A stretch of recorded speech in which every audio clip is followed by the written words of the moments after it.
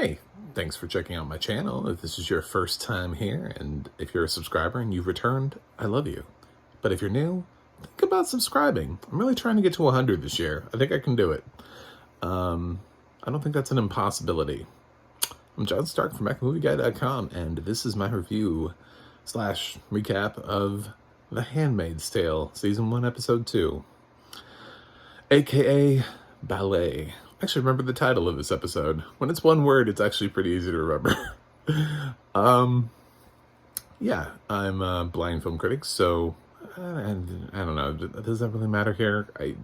This is all about story and substance and whether or not you get what they're trying to say and do. And chess pieces are being moved around, basically. So it's power plays. This is not difficult.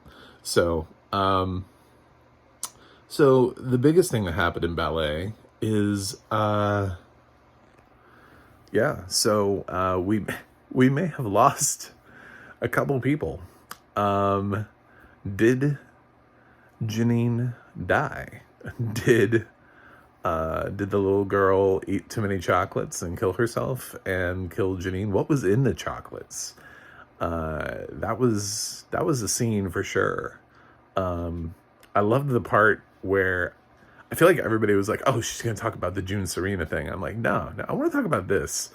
Because I love that Janine got called out for taking her there and only trying to pair her up with them so that she could see her daughter. Like, that was the only reason. Like, she was acting like she cared for this girl who, I can't remember her name, but she was the one that had helped them out before. And she was young, and she is like actually like underage, I think, still as an actress. So the scenes they're going to be able to film with her are not, they're limited. So she's like a child bride herself, and I guess she's, she used to be a wife, and now she's not. That should be like a really huge indicator to Serena about how seriously they take the whole like wife thing. It's like, look at that. You too could be a handmaid one day. Mrs. I got pregnant, I'm no longer barren. Seeing Serena as a handmaid would be amazing. There's so many bad things I want to see happen to Serena at this point. But if after that baby came, if they were like, oh, by the way, you're a handmaid now. And they sent her over to Aunt Lydia, and she just keeps prodding her with cow thing and shocking her and stuff. That would be great.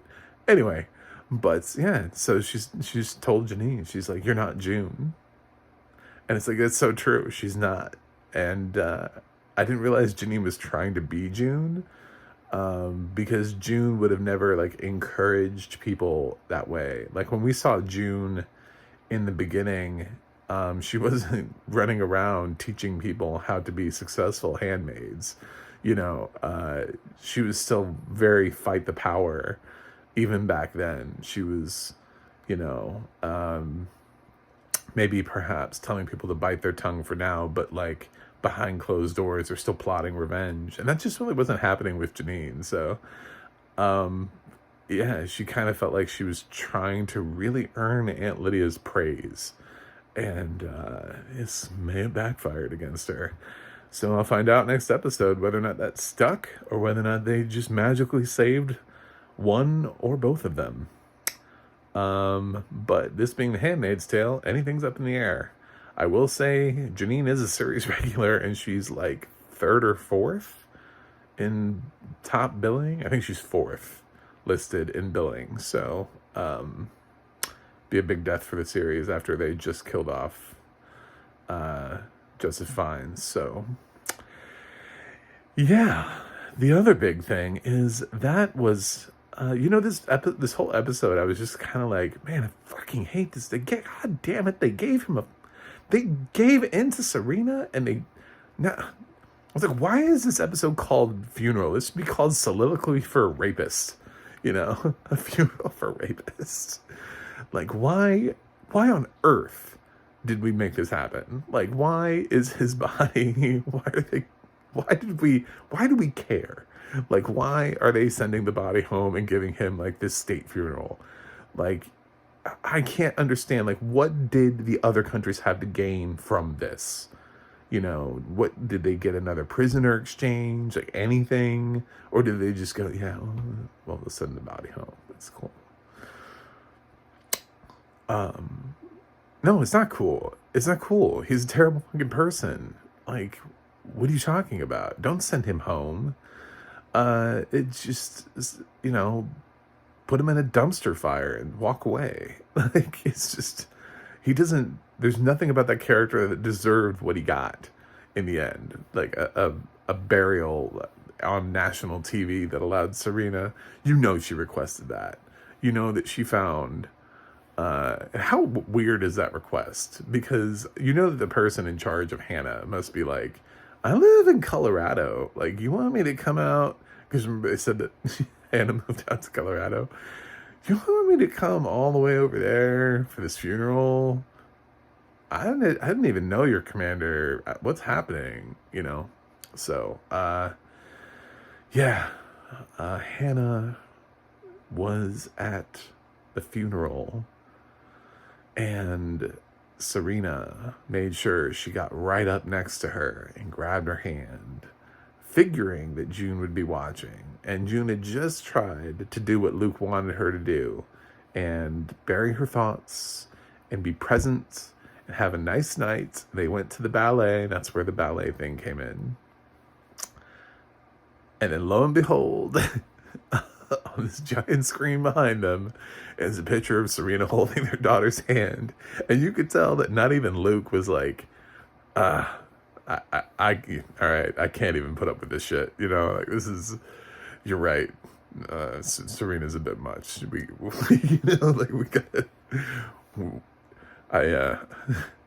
we gotta do something about this.